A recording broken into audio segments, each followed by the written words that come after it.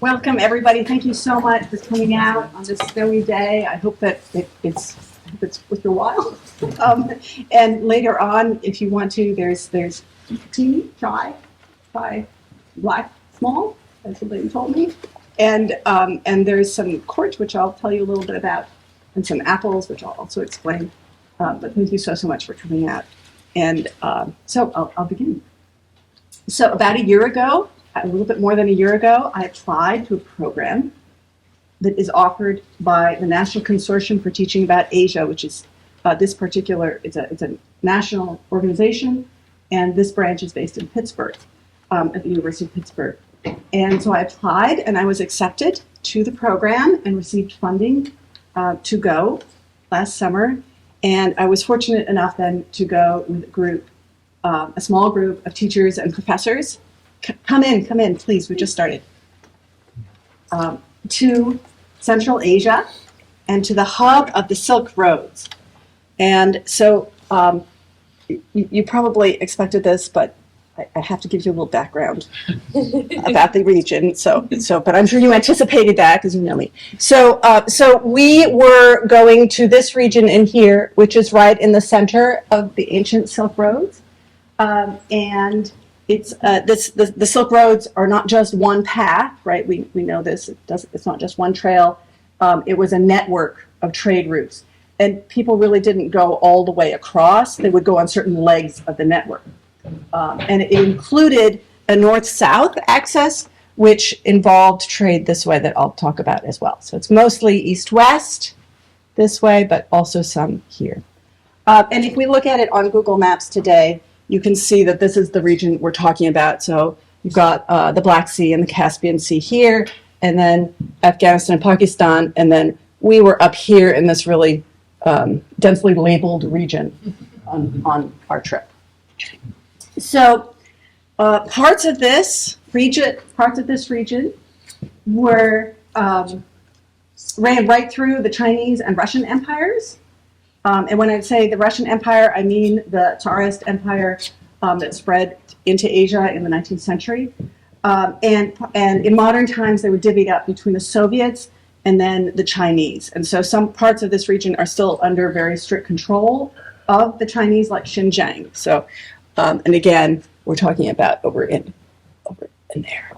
That is Xinjiang, just off. So we were led, our group of teachers, we were led in most of the countries, of the 4 stans, we were in 3 of them, by our intrepid guide, Lilia, here, who you will see repeatedly. And she is, she's Kyrgyz and speaks English, Russian, and Spanish fluently, incredibly knowledgeable and thorough. And she was just a remarkable resource of somebody to have, very, very, very educated and thoughtful in what she shared with us. So we went on our tour through 4 of the 5 stans, as they're called. So we went to Kyrgyzstan, Kazakhstan, Tajikistan, and Uzbekistan. And the borders are a little hard to see here, but you can see this is the route we followed. This is a plane ride, and then we went through here. So we started off in Bishkek, and I will I'll be showing you photos of each region as well. We did not go to Turkmenistan. Now, Turkmenistan remains one of the most closed countries in the world, and so it's very, very hard to get in, to get out. It's very strictly controlled, but so we didn't go there. And at one point, we were 93 miles from Afghanistan and about 200 miles from China. So this really is on the other side of the world. Now, before I begin to trace our journey, I wanted to tell you give you a bit of a historical background. I really can't help myself, I'm sorry. But this is really just a fascinating region. And there are layers and layers of cultures, languages, religions, and politics that that sometimes are actually literally one on top of the other. My daughter questioned me about if they were actually on top of one another. Yes, at times the sites actually build right on top of one another. And deep down at the base layer, if you sort of think about it as a stack of time, there are the prehistoric origins of the domestication of horses and apples in this region. And since prehistoric times, the mountains and the steppes were home to nomads. These were horse riders who summered and wintered on the steppes. And here, this is near the Songkul Lake, and they stayed like the Mongolians. They worshipped Tengri, the sky god, and left these stone figures behind them. Today, herding people still watch over their horses, their cows, and their yaks. Particularly liked the yaks. And families summer in their yurts, just like we might go to the beach. It's a yurt camp. They stay there. They offer glamping in here. Some of them even have Wi-Fi. And they herd their livestock all summer while children play outside at about 8,000 feet above sea level. In the southern valleys live gardeners and farmers, and they grow today fruit and spices and cotton.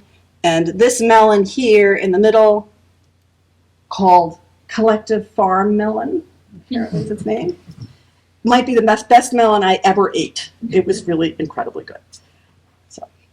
Now, if we talk about the religious and cultural backgrounds of these regions, they were, since beginning in about the 6th century BCE, this region was Zoroastrian. These are more products from the region, the spices. So this is a Zoroastrian symbol. And these followers used fire in their worship of Ahura Mazda, the god of light, in his struggle against Ahriman, the god of darkness. And they have museum exhibits to these. And some of these practices do persist today.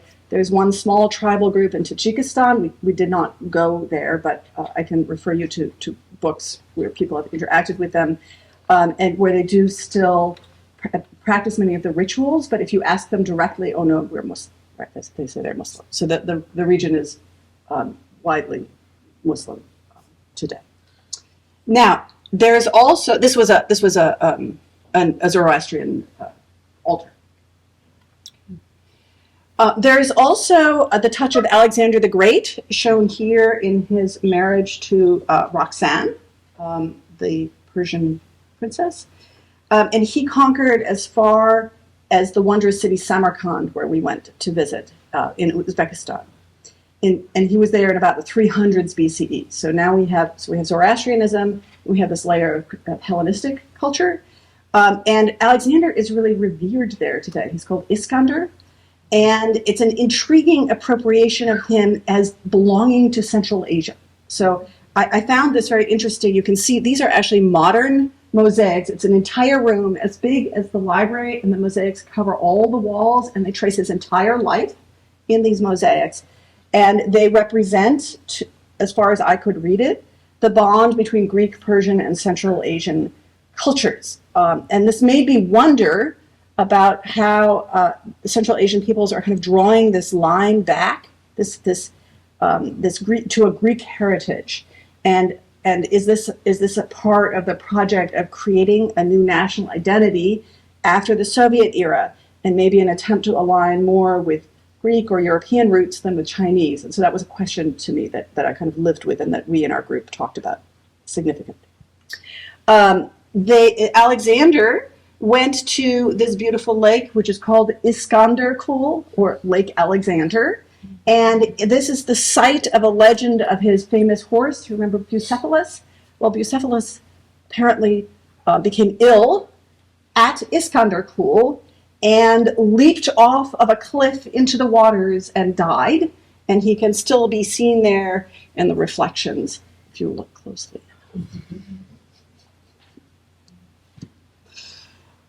Besides which, it's really stunningly beautiful. Now, as the Silk Road developed, starting around the 200s BCE, the 2nd century BCE, Buddhism also spread into Central Asia. This is the largest clay sculpture in Central Asia, the Buddha lying on the teachings. I think it's on the Eightfold Path. And so this region in which had been primarily Zoroastrian, in which they engaged in this worship through fire of Ahura Mazda, began to also include Buddhists. So now we have nomads practicing Tengrism. There are Zoroastrians and now also Buddhists. And that spread pretty widely until the 700 CE when Muslim Arabs arrived, and the region, they swept into the region and they brought in Islam, which took about 200 years for that to really take root.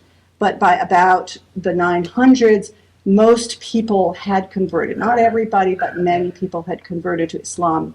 And it really, this culture, they established some of the most exciting centers of learning and science and art in the known world at the time.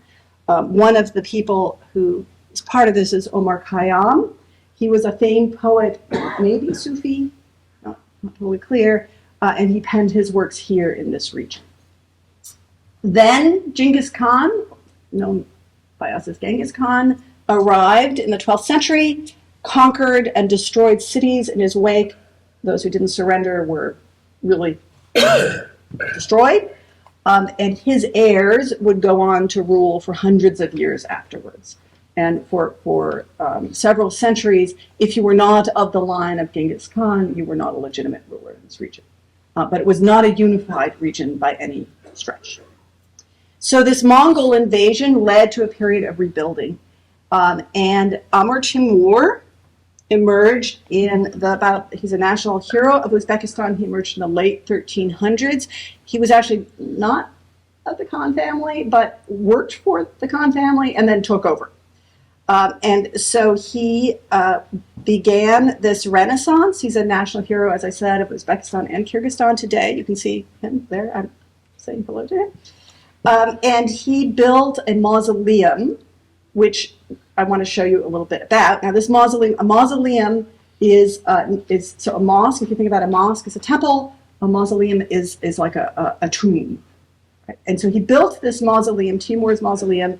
In 1404, it was built very, very rapidly, within about 2 years, and it would set the standard for mosques and mausoleums for hundreds of years, and actually has a really significant architectural impact all the way into India and the Taj Mahal. So you can see this is Timur's mausoleum, and the inside, the dome, is just breathtaking.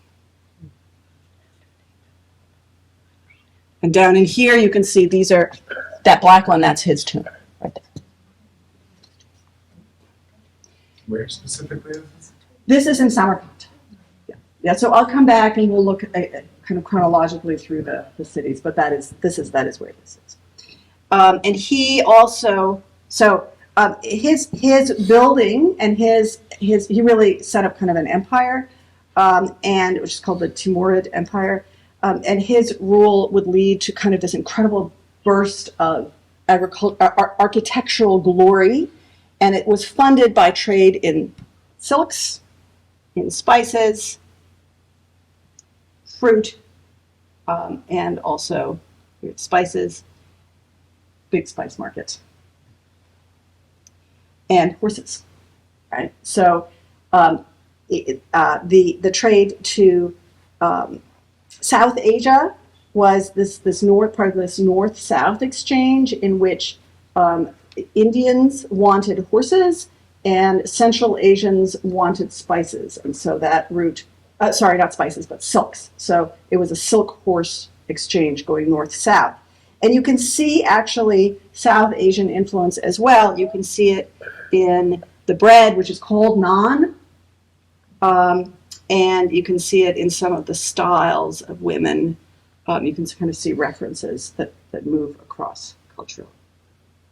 Now, in the Middle Ages, wealth accumulated in the cities, which were mostly ruled by these local khans, subjected to this Timurid family, and this continued until around the 19th century.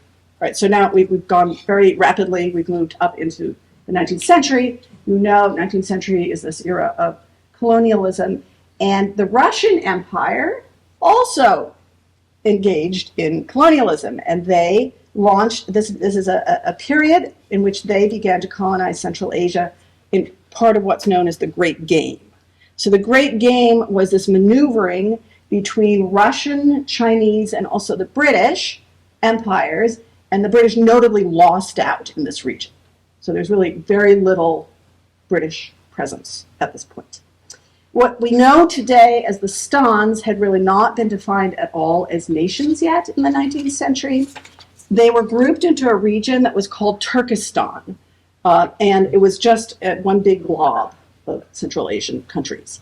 It would take years for the Russians, such as this gentleman here, we're going to talk about him, to subdue the region. And Russian explorers, this gentleman here is named Przhevalsky. He would share with Russians his encounters in Central Asia. This really was unknown land for Russians and Europeans as well. And the Russian colonial experiment would leave Russian Orthodox Christianity in the region, and botanists would take back to Russia apples and pomegranate varieties of various sorts, as well as spices. So this is Przhevalsky, and he is most famously known for us with the horse. Right? This is the Przhevalsky horse. It's the one remaining wild horse. It was just reintroduced into Kazakhstan. There are really no wild horses. Now, we visited a museum to Przhevalsky, and then I took a picture of the map there, and it was not a very good picture. So I went online to look for a map. I could not find a map of Przhevalsky's. You can't find him. It's all about the horse. And then Julia said, well, let's just look in Russian. And so she looked in Russian, thank you, Julia. And she found the map, right? So it's all Russian language. And you can see here, if I can even find it, well, you can see here his trail. And he was trying to get to Lhasa. He was trying to get to Lhasa in Tibet. And he took about 5 different expeditions trying to get there. And he's really the first kind of non-Central Asian person to make these explorations. There were Chinese explorers who did come into the region, but he's kind of the first notable one who took this knowledge. So.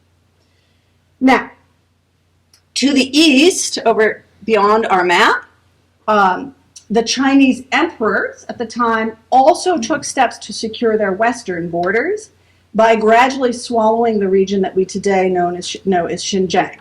Now, this is the home of the Uyghurs, this persecuted minority group up in Western China, and they are, it turns out, culturally and linguistically much closer to Tajiks or Kazakhs than they are to the Chinese. So their language is really not related to Mandarin, and culturally, if you looked at them, their costume and traditional way of living is much, much closer to Central Asians than it is to the Chinese. And we actually met some ethnic Uyghurs in Kyrgyzstan. So there are people who were able to cross the border before it closed down and who live in Central Asia. And we also met a group of people called the Dunhuang Chinese. And they, here's our remnant of Orthodox Christianity. This lady here, she's Dunhuang Chinese, Kyrgyz. And her family has been in Kyrgyzstan for 8 generations. They came in the late 19th century. They still speak a Chinese language, as well as Kyrgyz and Russian. So she and Lilia spoke in Russian to communicate with some Kyrgyz. And they identify themselves firmly as both Kyrgyz and Dunhuang. So again, it's so interesting how people see themselves in this multi-ethnic way, and yet they are still Kyrgyz. And she fed us this amazing dinner, and you can see, again, you can see a Chinese influence in the food. This lagman it crosses over from China into Central Asia. This is the noodles here. It's really good. Now, the Dunhuang also are Muslim, and this is a Dungan Chinese mosque in Kyrgyzstan. So you can see the Chinese influence with the flipped up corners of that roof. Now, in 1917, so we have until 1917, we have the Tsarist Russian influence and we have Chinese influence in this region.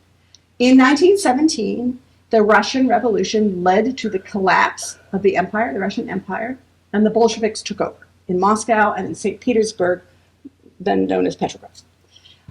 Independent Soviets sprang up across the former empire, and in the Stans, a struggle ensued between several different groups.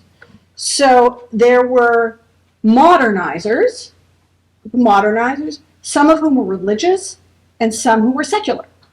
And they shared a desire for a national kind of pan-Stan identity. If you think about all these, this Turkestan region would all get united together in one modern nation. Then there were nationalists. The nationalists wanted separate nations based on more regional, ethnic, and linguistic identities. And then there were Bolsheviks.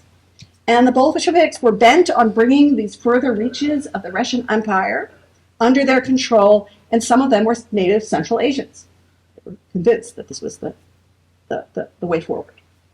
Now, according to legend, Stalin himself drew the lines of the nations once the Bolsheviks had secured control over the Stans, and he purged the hopeful intellectuals and nationalists.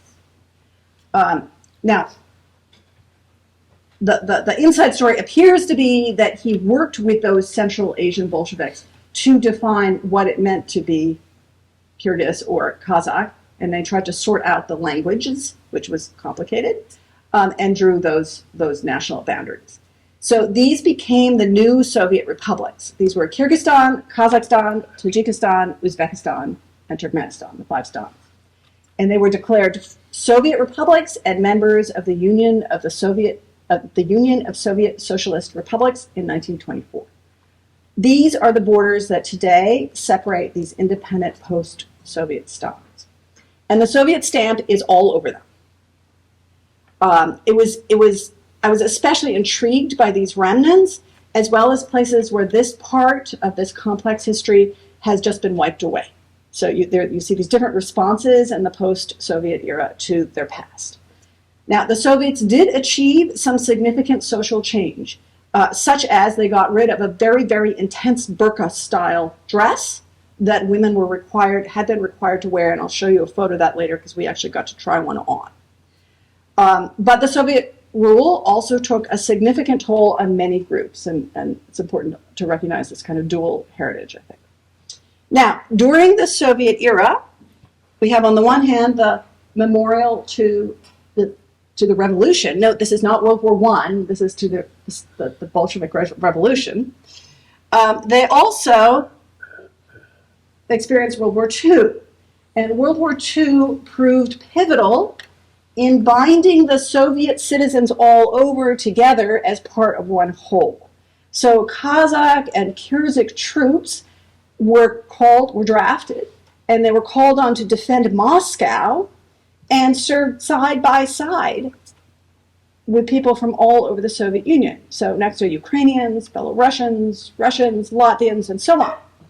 And some people during this time were moved by force into Central Asia as well. So Koreans in the areas that were being taken over by the Japanese in Asia, they actually were kind of internally deported into Kazakhstan, and they were relocated by the Soviets. And at the same time, the privations that had been imposed on Central Asia, which would include the very brutal political purges of that young nationalist movement in the 20s, and then a terrible famine, a massive 1930s era famine that decimated herders in Kazakhstan, as well as farmers in Uzbekistan, and which really is seen particularly by Kazakhs as a form of genocide in the 1930s, that faded somewhat into memory because World War II refugees, internally displaced persons come into Central Asia from the rest of the Soviet Union,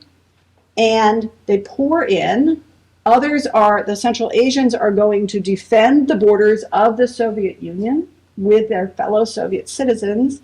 And one other significant change during World War II is that as the Germans invaded Eastern Europe, the Soviets picked up their munitions and industries from Eastern Europe and moved them, guess where? Yes, to Central Asia. So they picked up, airplane factories and they moved them into Uzbekistan. So by the end of the war, Central Asians had come to identify themselves as Soviet citizens in an increasingly, and now at least in popular memory, largely harmonious and immensely diverse society. And this is memorialized in that World War II memorial, which we'll come back to. Now, the relative calm of the Brezhnev era in the 1960s, those of you who remember your Cold War history, saw a wave of building, the goal of free, albeit ugly, housing for all seemed within reach. And that was something that people really talked about, was this memory of having, that everybody had housing. There is now, in Central Asia, a housing shortage. Industry was also rumbling along. Cotton farming had really taken hold, particularly in Uzbekistan, and its horrific environmental impact, which includes the draining of the Aral Sea, which is a huge environmental disaster, had not yet become evident. People had work, they had a sense of identity, and again, at least in popular memory, they had a unified sense of purpose. And we can see this, for example, when a disastrous earthquake struck Tashkent, Uzbekistan in 1966. People from all over the Soviet Union flooded in, traveled in to help rebuild, and this monument here memorializes that, and it tells the story of the rebuilding of the city with the men and women who came on in response to the 26th of April, I think it is, 1966. Am I right? April? Yes. She's my Russian chick. Okay. So Central Asians that we spoke with remember themselves as far enough from the center at this time to have a measure of freedom that was maybe different than people who were closer to Moscow and closer to kind of a more intensive control, which again was kind of interesting to me and was sort of verified again and again in various studies. Now, after 1992, when the Velvet Revolution in Europe occurred, the Soviet Union finally collapsed with the Stans kind of peeling off and breaking away. And so each country has been now engaged in this building of a national identity, building project. And so this raised many questions for me. How do people form a national identity? Who gets to decide what the identity means, and who is included?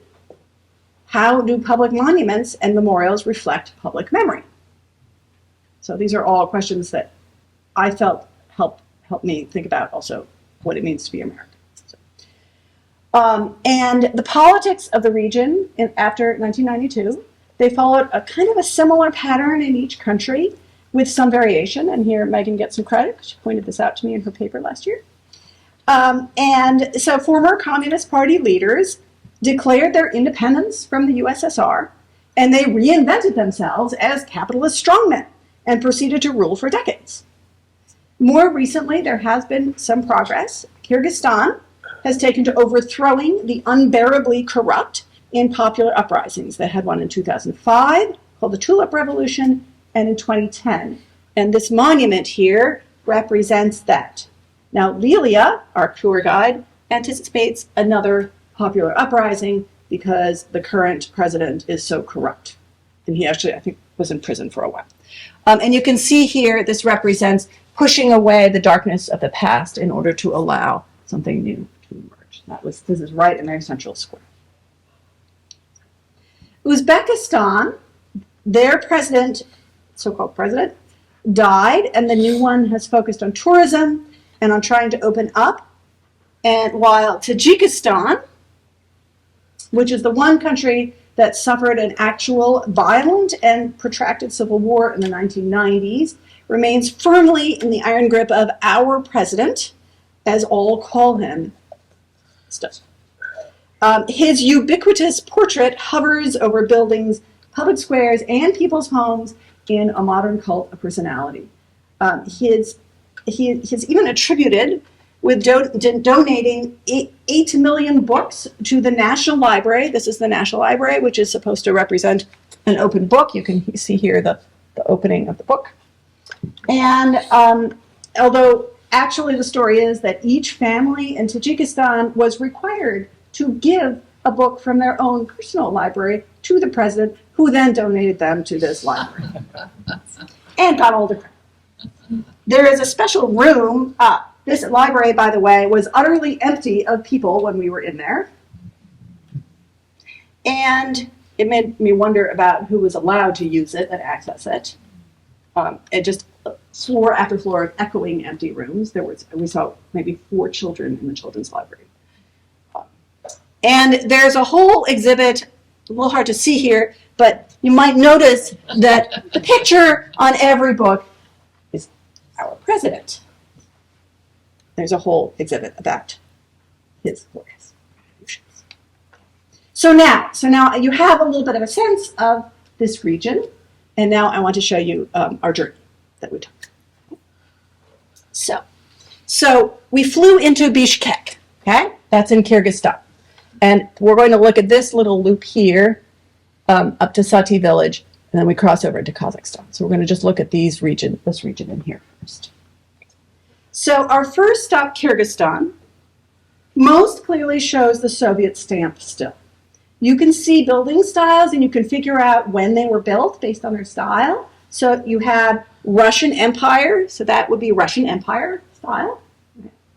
And then you have Soviet control, right? And then post-Soviet era, and I'll show you some of those as well. This is also Soviet. The key here, look on the roof. You can see the 5-pointed star. And great, classic, I love this building, classic kind of modernist Soviet building. Murals that celebrate the workers remain, and the bus stops, which were designed by Soviet-era art students. This was their final project in art school. They also remain, although they are slowly being dismantled, which is really kind of tragic. But there is a book about them, which I did not see while I was there, so I couldn't get. But you can see here figures out of the workers, right, working. But there's also cultural references here. They're at a circus, but here you can see them around the tea. You can see the tea and the naan and the bowls of tea, and a typical Kyrgyz instrument there as well. There is actually one bus stop. If you look at this gentleman's hat, he's waiting for the bus. There's a bus stop that's shaped like the hat as well, but I did not manage to get a picture. Now, in Kyrgyzstan, World War II is also memorialized with Soviet grandeur in central locations as well as in small towns. Every small town has its own monument. And this you can see here, this is a monument to the friendship of the Soviet peoples, and the big stalks in the middle represent, I think, wheat and prosperity.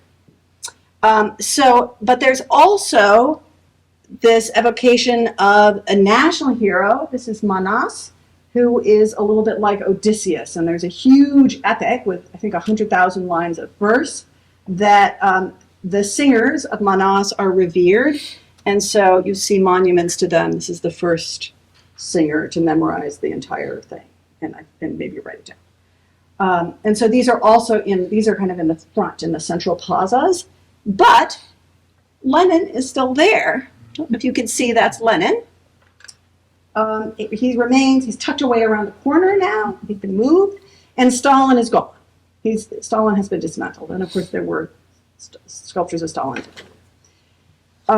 Bishkek itself feels like a well-planned city, fallen a bit maybe on hard times. And it has this intriguing mix of feeling sort of Eastern European and uniquely Central Asian elements. There are tree-lined streets. They're irrigated by ditches. You can see the ditches here on the side with these tubes that go in to water the trees. This was designed by the Soviets, and it was intended to funnel glacial water from the mountains to the trees, but that water is lower than it used to be. The city's really green. There are public places to picnic in. Families were out enjoying their green spaces.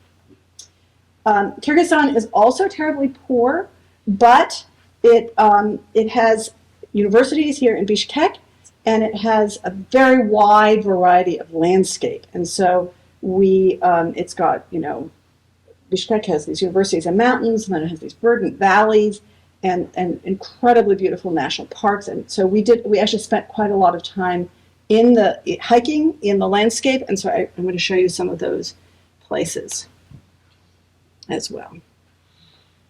It's quite high up. The elevation was high. It was a struggle. I was out of breath a lot. So this is the Valley of the Flowers. People having their summer vacations in their yurt in the park. And then this was I think these are called the Seven Bowls, and you have these big red formations that are, it's kind of like the Southwest. There I am. There I am actually painting, and you can see one of the paintings over there if you want to look. I tried to journal by painting as well. These flooded valleys. This was an earthquake caused this beautiful lake to appear. And there's our group again. This is called the Little Grand Canyon, they call it. It has another name as well, but that's how they, Charo Canyon, I think it's called. Now, so we did all this hiking through those places until we then drove up over a giant mountain pass. You can see it was about 13,000 foot mountain pass. There was snow up at the top. We had a snowball fight. And then we went to our yurt camp. And here is the family that hosted us. They did not speak any English, but this is their summer work. And those photos of the children playing, that's this yurt camp. Then we came down off of the yurt camp and went to a little village where we visited a Soviet-era spa, sanatorium, right there. There I appreciated, I think she might have been a cosmonaut, this sculpture here. But it was designed actually for the cosmonauts, and Yuri, the first one, what was his name? Gagarin. He was here, right? He went here to recover. And then it got opened up, and all sorts of people could go. You got 2 free weeks if you were a Soviet citizen. And then we went on to a UNESCO cultural preservation site, and there were several of these that we went to, and so I grouped them together for you. And so their idea is cultural preservation. So we learned felt making with these women here, and you lay out the felt on the wool, and then you water it and you soap it, and you roll it up, and then you dance on it. So we had to all dance. They turned the music on, and we all danced. It was really fun. And there's the finished product. Then they demonstrated a traditional Kyrgyz method of felting, in which you cut out 2 pieces, and then you use the positive and the negative. So you'll see that. You can see how you lay them out together. These are very traditional patterns as well. And then they're sewn together, and then the final result looks like that. Then we went to visit a place where a man is developing ways of using traditional weaving with new techniques, and he gave us a weaving lesson. And there's the strap on Julia's bag over there that's from this place. That bag is from this place. So, then we went and we learned how to build a yurt. The yurts were the portable housing of the nomads. And so they have no nails in them, and so we learned the whole technique of building the yurt. And I'll just show you what that looked like. And you can see the wool felt that makes the walls. This thing around here on the edge, it kind of expands out, and then, but you can see it's all wooden pegs, like there's no metal on these. When you tie the stakes together, you put the top rafters on. You tie those up, unroll the walls, unroll this mat, the reed mats. There's, you can see the straps that the man was making. And then this, of course, represents the crown of heaven, the center of the yurt. And that's, you see that it's on the Kyrgyz flag. It's all over as a symbol. And there's our finished yurt. The Kyrgyz proudly, I believe, beat the Kazakhs in the international yurt building competition at the Central Asian Olympic Games. Very, very competitive. So. How long does it take to build it? It took us, so I think they won in like 42 minutes or something. Yeah, it took us, I don't know, an hour and 15, but they knew exactly what they were doing and just bossed us around. Yeah. So we now then went up here and we drove across the border to Almaty, which is in Kazakhstan. So we crossed into Kazakhstan, no recognizable border, not really any significance to the crossing, and but it was a long drive. So it's really, Kazakhstan is the 9th largest country in the world by land mass, but it has one of the lowest population densities. There are only 16 people per square mile. So it's really one of the emptiest countries in the world. And it felt enormous. The steppe was huge, and we drove for hours and hours. And then we got to Almaty. Now Almaty, which is not the capital, but it's a city of 2.3 million people. It's a lovely city. This is their airport. And it is, its name means apple or father of apples. And it's full of development. It's growing rapidly, rapid population growth. You can see there's lots of development. And this is a university. And it is a city that is full also of green spaces. It also feels quite livable. Which, contrary to what I had thought before, was a Soviet objective, was to build livable cities. So again, I had a lot of preconceived notions that were kind of dismantled. This was also, Almaty was also the military headquarters of the Russian Empire. So before the Soviets, Russian military control. You can see here, this was some office in the military.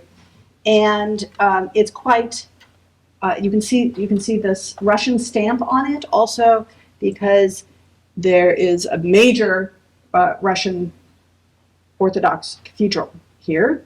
Almaty is diverse. It has ethnic Russians, Germans, Koreans, and many other ethnicities that all live side by side. And in ancient times, it was a major stop on the Silk Roads. But this cathedral is like a Russian folly. You can see the architect had a lot of fun with this cathedral. And let me just show you the inside too. It's very, very colorful. And there was actually a service going on in it with chanting. And there's a Madonna. I thought it was an interesting Madonna. Now, the Kazakhs were part of that defense of Moscow in World War II, and Almaty has a huge monument. That's where this monument is. It has an eternal flame burning, and it's this huge monument in the heart of Almaty. There, and you can see here these figures. These are it's called the Panfilov, who was the group of defenders of Moscow during the Second World War. Their capricious former president, whose gold handprint here is on their monument to independence, it renamed their capital, so not Almaty, but what is now Astana, named it after himself, and then he died, and now luckily the capital has gone back to being called Astana. But his handprint is on this monument, and you can his as well as a portrait of him with his glorious accomplishments as our required tour guide told us. So that the government remains fairly authoritarian. We had to have an official local guide who told us the script, And she was and didn't well that much because Lelia kept correcting her under her breath. So. But she pointed out, this is our president with his glorious accomplishments. We were only in Almaty 3 days, but it felt like a very vibrant, modern city. My father's film is actually in a film festival there right now, so wish I could go and see that too, but I would go back anytime. So then we flew from Almaty to Dushanbe, Tajikistan. We flew over these mountains. We had to leave Lelia behind because Kyrgyzstan and Tajikistan are involved in some kind of border dispute, and Tajikistan won't issue visas to Kyrgyz people right now. I also suspect that Lelia is too outspoken and would get herself in trouble there. Now this is the one country, Tajikistan, so we're flying from Almaty here by plane, crossing over into Tajikistan. So here's Tajikistan, right? And Tajikistan borders Afghanistan and also China. So here we flew to Dushanbe. And Tajikistan is the one country that had this very complex civil war. It was extensive and violent after the Soviets fell. And their president today reputedly promised peace, which people say, oh, well, yes, he delivered on that. It has persisted, but it is a palpably authoritarian state. People watch what they say, and they never criticize our president. The war itself was quite complicated. There were rebels and Islamists and nationalists and outside forces, and they were all in conflict. And this is the one place, in Dushanbe, where we saw evidence. This is the central square. We saw evidence of an armed society. Yes. But Dushanbe itself is kind of like Vegas in Central Asia. The downtown has been totally rebuilt, and it's all using white granite. And at night, it lights up like Disney World, as you can see.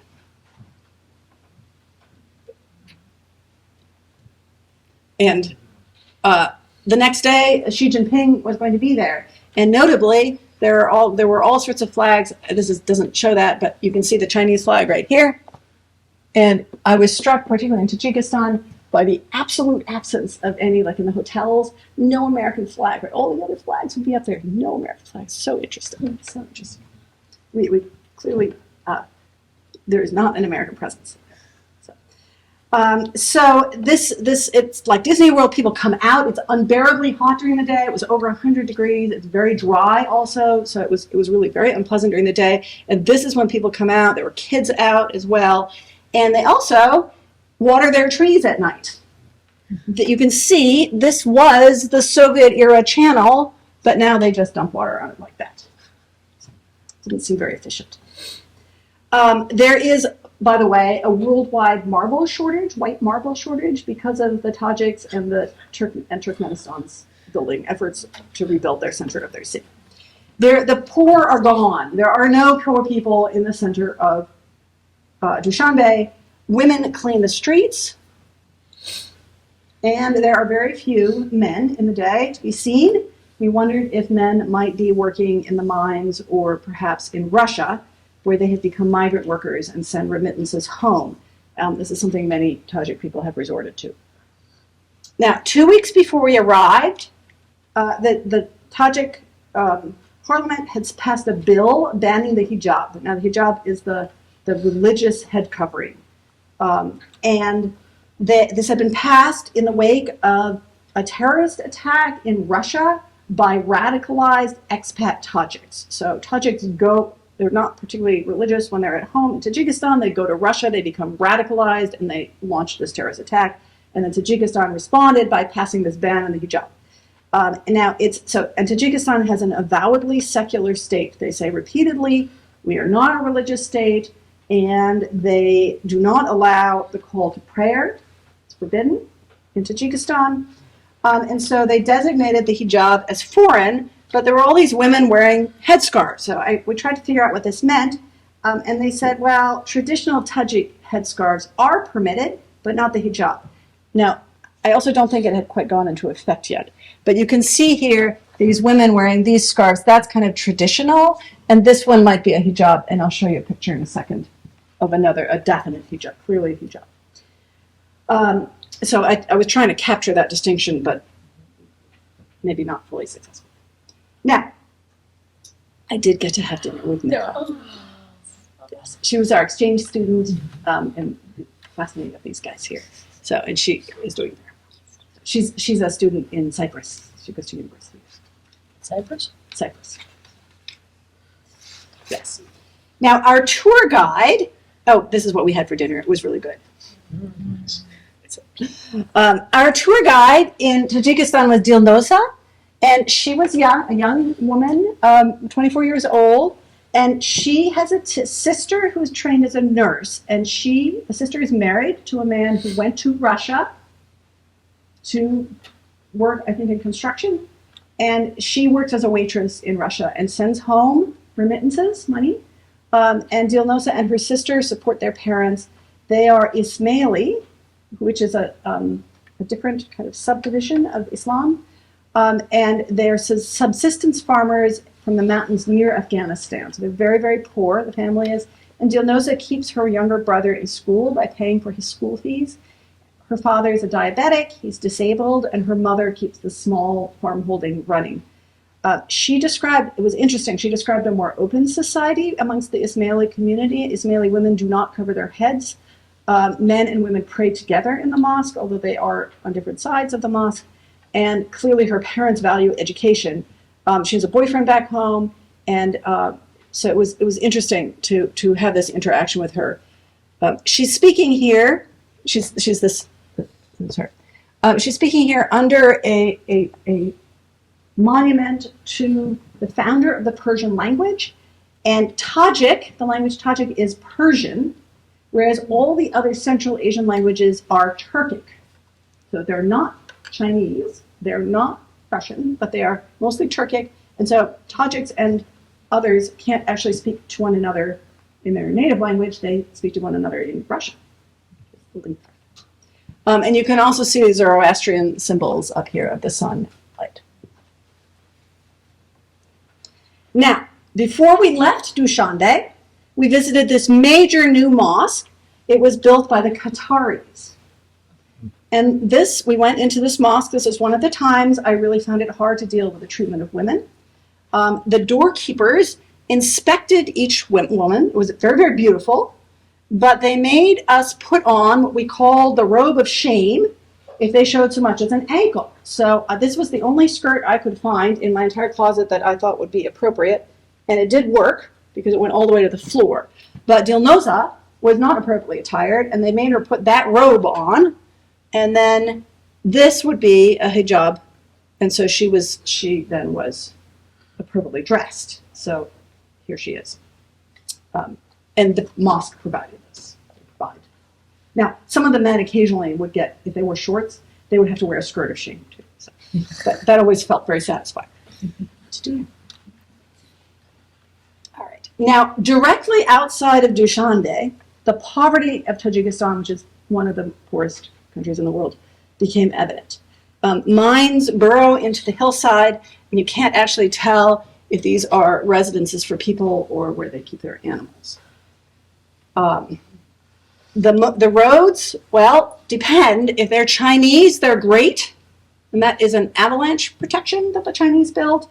Iranian roads, maybe not so good. Try 5 kilometers in the dark on an unfinished, unpaved road through a mountain.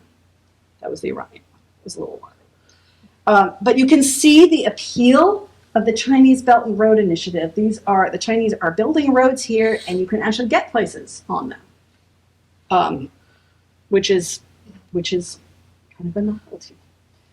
The Soviet touch is mostly gone.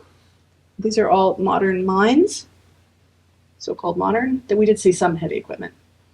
But with the exception of this is the one Soviet-era mural I saw in Tajikistan, and it's on this shuttered factory here. You can see the red star. Now, so we stayed in in a tiny village here in and the name has gone out of my head, but I can look for it for you. And it was a guest house, and here were our hosts. They were lovely, a lovely family who fed us and took care of us. And even here in this remote place, there's our president. They watched it. He watched it. So while we were here, this was our view out the window. And we hiked up to an even more remote village, past the donkeys. I love the donkeys. And this was a place, we had to cross this rather rickety bridge, and we went up to this tiny little settlement up on the mountain. And women and children were here. Again, no men in evidence. I don't know if they were working the mines, maybe. And they didn't speak English, so we couldn't really ask them. And they were making yogurt and kefir and butter. So here they're straining the yogurt. And we tried some. It was really good. And that's where they make the butter. It's big. It's about this big round. And they fed us this sort of cheese from the top of the butter. And there are the children talking with us. And they seem to stay up there for the summer. That's where they go for the summer. And they tend their cows. And they have a donkey there. And on our way back down, there were some locals who made us stop and come and share their collected melon and some naan. It was, again, very good collected melon. And our bus driver who went up there also tried to get on the child's donkey, who then promptly knocked the bus driver off and galloped off. This is a donkey, a baby donkey. So the Tajik government, as I said, has made this concerted effort to wipe out the Soviet past. There are no murals, there are not sculptures honoring the proletariat or the Soviet forces. And the border, interestingly, is very much like a Cold War border. We crossed the border to Uzbekistan by hiking. We had to take all of our gear, carry it with us. It was 100 degrees again. And I kid you not, it was actually 100 degrees. And we had to walk across this long border. In some places, it's like 3 miles, and you have to pay somebody to drive you across it. But here it was the shortest border that we could do. It's heavily armed. We were inspected. We were searched. They questioned us. It was somewhat alarming, I have to say. And I did not take any photos of this crossing. And finally, we were welcomed back to Uzbekistan. So here now we are crossing here and back to the waiting arms of Lilia. And we made our way then to Tashkent in Uzbekistan. So Tashkent Uzbekistan in general is the most populated of these Central Asian countries. And we would visit one modern city, which is Tashkent, and 3 ancient cities, Samarkand, Bukhara, and Khiva. And we stopped in between at a desert yurt camp in Ayerkul. So I'll show you that as well. Now, Tashkent is tremendous fun. They have a great dumpling shop with dumplings from all over the world. They were really good. They had cherry-filled dumplings, which we keep trying to replicate. And the most beautiful subway system I've ever seen. It had all sorts of interesting new architecture, and it has universities. You can see here. It's a center of education. There are 220 universities and schools, and they're highly literate, 99.9% literacy in the city. And there were millions of Soviet rubles that were spent to being invested in education.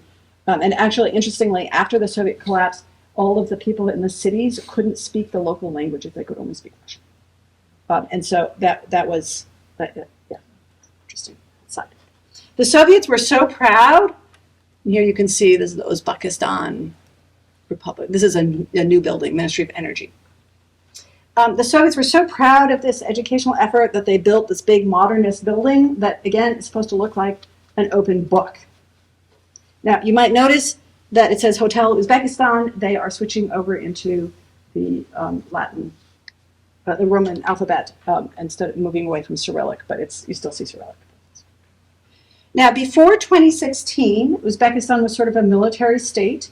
Police and military checkpoints everywhere, apparently, closed borders. And then their president, the last president, his name was Islam Karimov, who had ruled since 1992, died. And the next president kind of opened it up a lot. There is persistent corruption. Karamo's daughter is a prime example. She had a falling out with her father right towards the end and was convicted then later of fraud and money laundering and is on a U.S. sanctions list. She's, at the time, was considered one of the 10 wealthiest women in the world and currently is under house arrest. So you can see kind of how this corruption persists, but they are making progress towards tourism. Tajikistan was a center for modernist architecture, and Tashkent was. And it was largely destroyed in this 1966 earthquake that I referred to earlier. And according to local lore, people came, this is their subway system.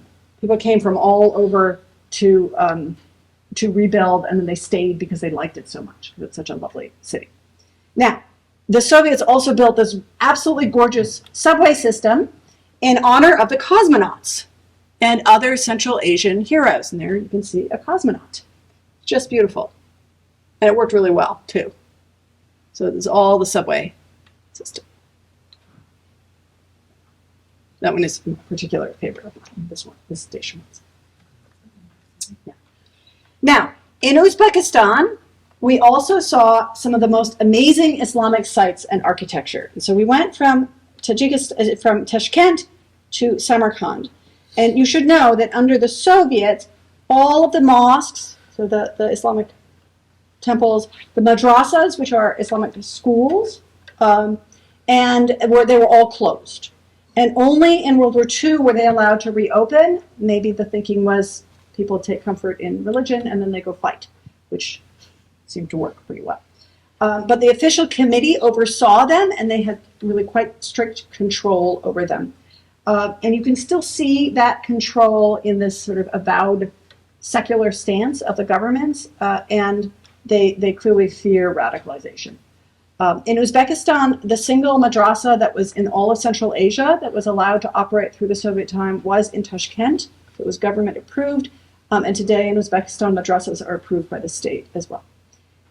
So we left Tashkent, we went to famed Samarkand, which Alexander reputedly visited, and the mosques and madrasas are just stunning. This is, again, Timur's mausoleum Timur. And you can see here how beautiful work is.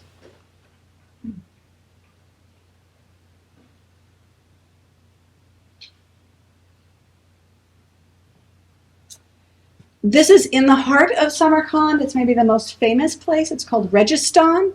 And there are 3 huge madrasas with a mosque in them that are built around this square. So these 3 buildings, they're separate madrasas, separate schools. And you can see a little bit more of what one looks like. Now, we then left Samarkand for Bukhara, but we stopped in the desert. Again, it was horribly hot. And we visited a yurt camp. We stayed in a yurt camp. That's what it was like inside. And we saw camels. And we also were treated to some traditional Uzbek music. I just went.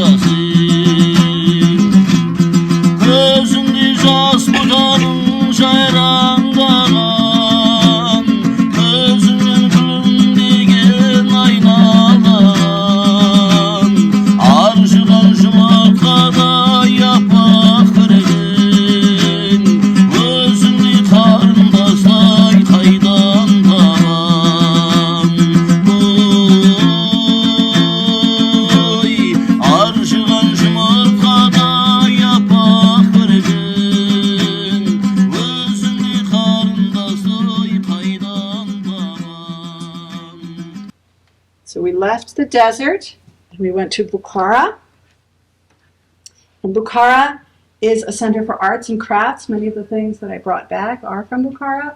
And we shopped for silks. And this is a trading.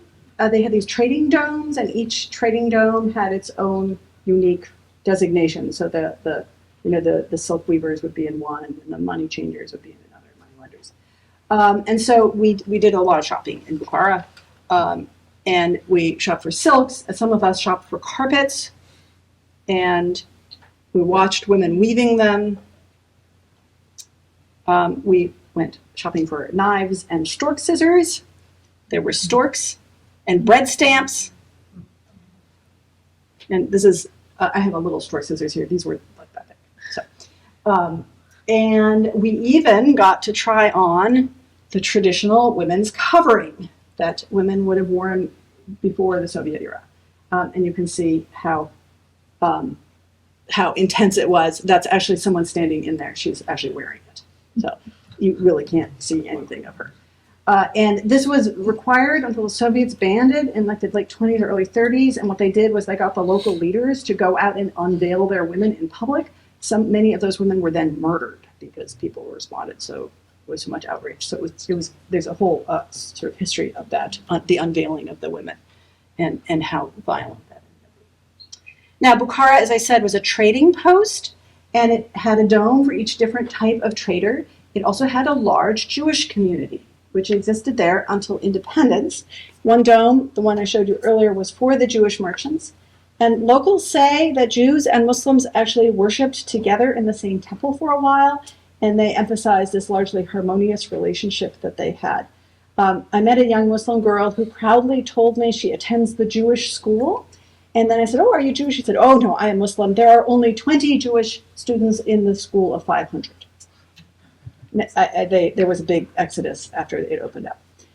Sadly, the synagogue actually in Bukhara was closed when I tried to visit it. I kept missing their open times. I don't know. It was definitely not what was posted. But we did actually get to have dinner in a home that had belonged to a Jewish family. And this is the house.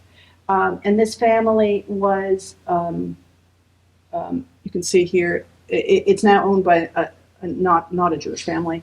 But these families would live kind of discreetly because sometimes they were forced to convert. So it's not clear to me if this is a mihrab, which is the niche that points the direction towards Mecca in Muslim households, or if this is actually pointing towards Jerusalem. It was not totally clear, and we had kind of different stories about how Jews were trying to hide their identity, which they were.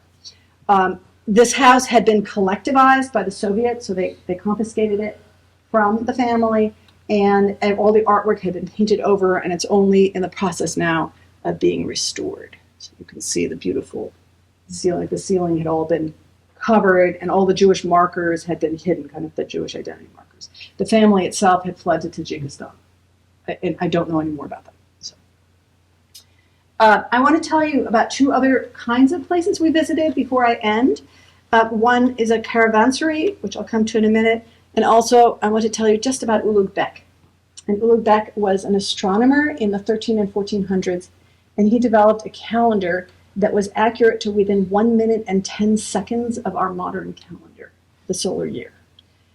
Incredible. He had an observatory which is mostly destroyed, but this remains, and this was this sort of curved swoop of stairs, and they would go down there, and there were holes in the top where the sunlight would come in, and that's how they got their measurements to measure the length of the year. Just stunning. He's considered to be as great an astronomer, certainly in the ranks of Galileo and Kepler. So the other place I wanted to show you were caravansaries. So you can see caravansaroy. And unfortunately, there are only remnants of these. These were, this was like an inn for people on the Silk Roads. And so every 20 miles, there would be a caravansary, and your caravan could stop and stay there. They could put you up. They would feed you. They had a little mosque. They could take your camels, and your stuff could stay there as well. But before you were allowed to go in the city, if you were a merchant, you had to go to baths. This is the caravansary. And then you had to stop, and you were forced to go to the bath, the hammam. These are remnants of the hammam. and they were trying to prevent the spread of disease. So interesting. We actually went to a hammam in Bukhara. It was from the 1600s.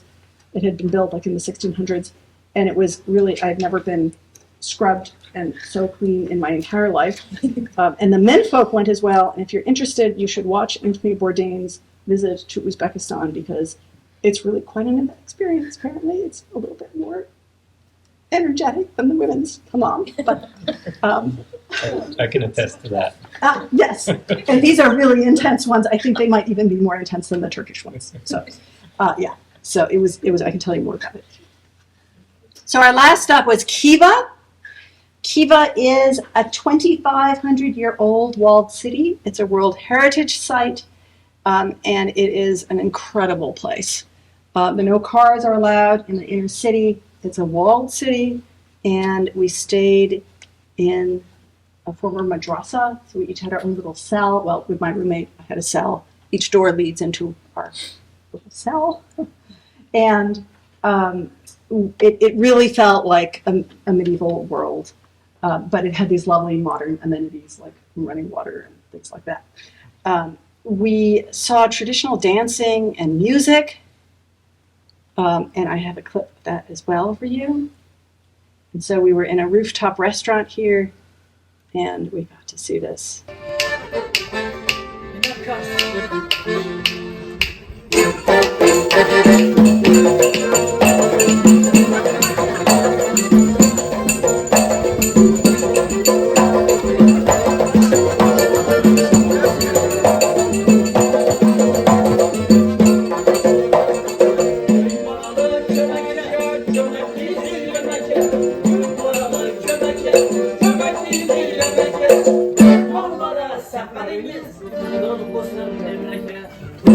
Sorry, I can't quite figure out how to make it. Go to the next one here. And we have another one here, very, very short.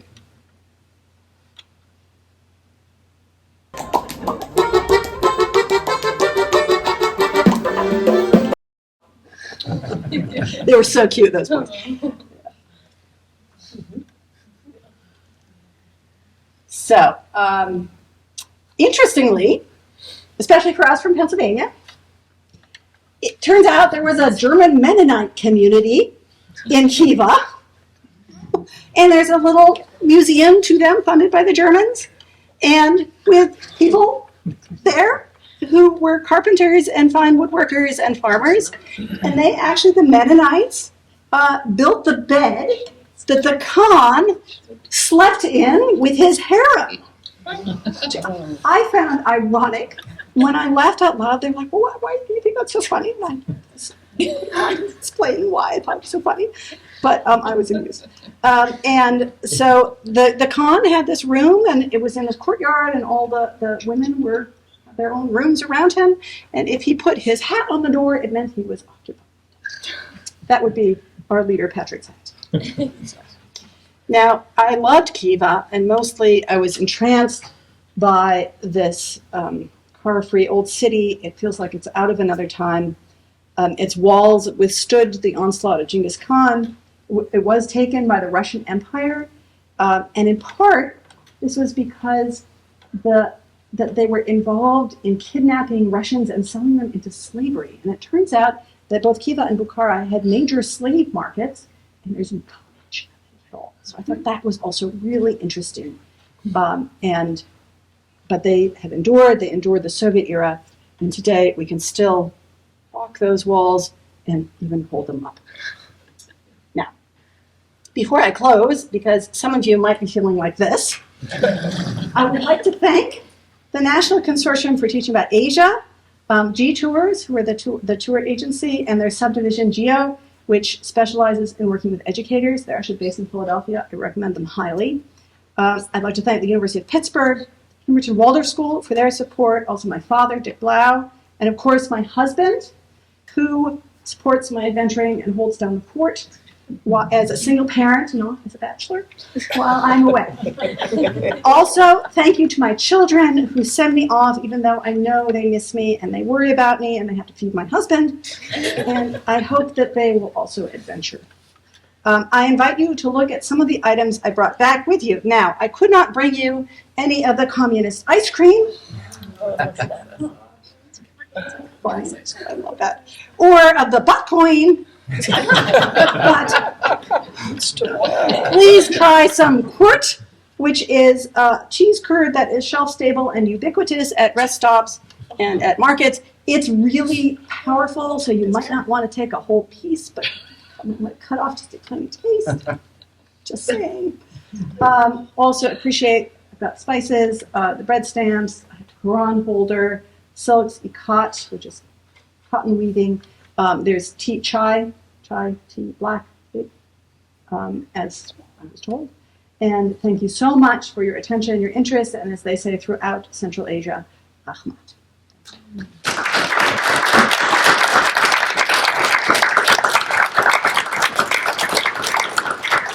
Many of you may want to go, but if you have questions, I'm happy to answer questions, but feel free if you feel like you need to go. So we understand.